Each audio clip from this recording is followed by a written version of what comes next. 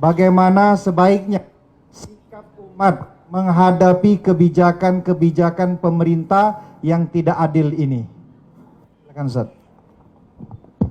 Penyakit umat yang paling mengerikan adalah penyakit tidak mau tahu. Aku tidak khawatir, kata Sayyidina Ali, aku tidak khawatir tentang baik dan buruk. Karena memang dari dulu baik buruk ini ada. Ada Kabil, ada Habil. Ada Namrud, ada Ibrahim. Ada Fir'aun, ada Musa. Ada Abu Lahab, ada Muhammad SAW. Aku tidak pernah khawatir tentang baik dan buruk, itu memang terus ada. Yang ku khawatirkan adalah orang baik diam, sehingga orang jahat merasa dirinya benar. Jadi ketika orang baik diam, melihat kebatilan, kata Imam Abu Ali Ad-Daqqaq, as-sakitu 'anil haqqi syaitanun akhras. Orang yang diam melihat kebatilan berarti dia setan bisu. Hadis tentang melawan kemungkaran. Man ra'a minkum mungkaran, siapa di antara kamu yang melihat kemungkaran, falyughayyirhu biyadihi, rohbah dengan tangan, dengan kekuasaan, dengan tanda tangan. Fa illam yastati, kalau tak sanggup fa bilisani, dengan lidah. Ustadz, guru, alim ulama, bicara kalian. Fa illam yastati fa biqalbi, tak juga sanggup dengan hati. Tapi jangan lupa dengan hati itu adzalika at'aful iman. Itulah selemah-lemah iman. Saya tidak dengan tangan karena saya tak punya kuasa. Tanda tangan saya tak laku. Dulu masih berlaku di KRS, sekarang tak jadi dosen pun tak laku lagi. Hanya untuk tanda tangan meresmikan masjid aja.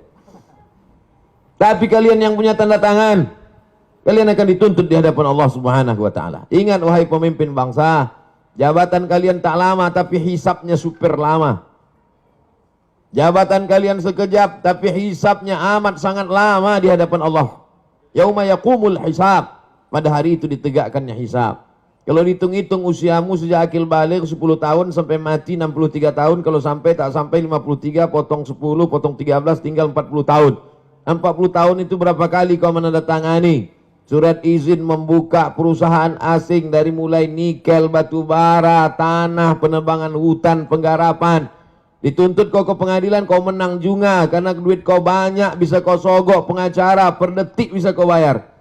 Tapi di akhirat, al-yawma nakhtimu ala afwahim, mulutmu terkunci, wa tukallimuna aydihim, tanganmu akan bicara. Inilah tangan yang dulu menandatangani persetujuan. Wa tashhadu arjuluhum, kakimu akan bersaksi. Sekarang orang bicara tentang integritas, integritas, berkarakter.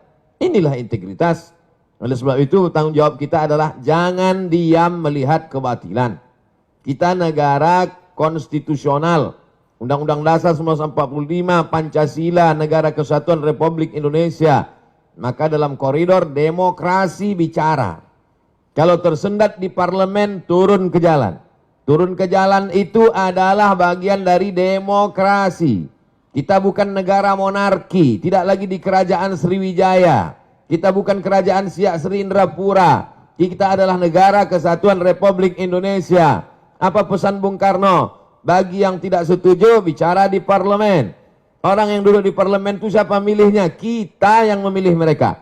Maka orang yang kita pilih itu kalau dia salah, kita yang meluruskan mereka. Saya luruskan dengan khutbah Jumat, mereka tuh tidur waktu saya khutbah.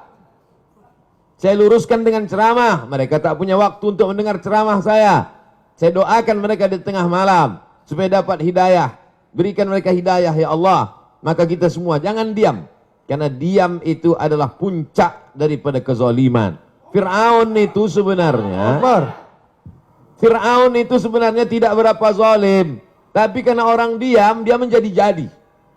Sembelih semua anak-anak mereka. Dia sembelih lah. Itu menjadi jadi dia.